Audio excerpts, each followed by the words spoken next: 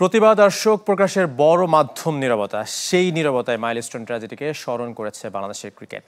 দ্বিতীয় টি-20-তে পাকিস্তান দলকে সঙ্গী করে কালো আর্ম ব্যান্ড পরে নেমেছিল টাইগাররা। অর্ধনমিত ছিল জাতীয় পতাকা। স্টেডিয়ামে বাজেনি কোনো বাজনা।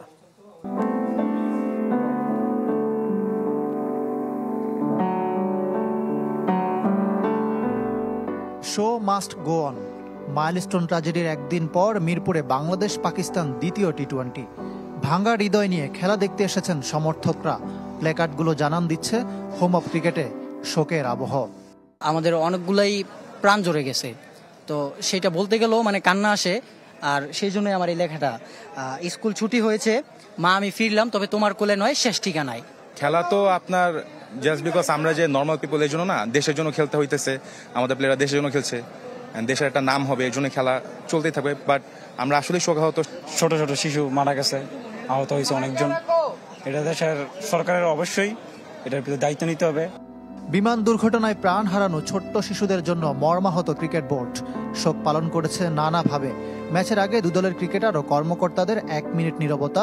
মাঠে নেমেছেন কালো আর্মব্যান্ড পরে। অর্ধনমিত জাতীয় পতাকা। নিহতদের প্রতি শ্রদ্ধা জানিয়ে স্টেডিয়ামে বাজেনি কোনো বাজনা। টসের সময় আবেগ আপ্লুত হয়ে পড়েন বাংলাদেশ অধিনায়ক লিটন দাস। পাক অধিনায়ক আগা সালমানও কঠিন সময়ে বাংলাদেশের পাশে থাকার কথা জানান। সোমবারের ঘটনা মেনে নেওয়া কঠিন। দুঃখ ভারাক্রান্ত হৃদয় নিয়ে আমরা খেলতে নেমেছি। আমিও একজন বাবা, আমি অনুভব করতে পারি যারা সন্তান হারিয়েছে তারা কি কঠিন সময়ের মধ্য দিয়ে যাচ্ছে। আমরা শুধু তাদের জন্য দোয়া করতে পারি।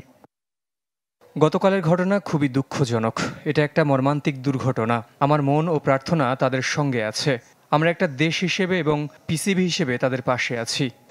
মর্মান্তিক ঘটনার পর স্বাভাবিকের চেয়ে নিরাপত্তার কড়াকড়ি দেখা গেছে স্টেডিয়ামের চারপাশে। তৎপর সেনাবাহিনী।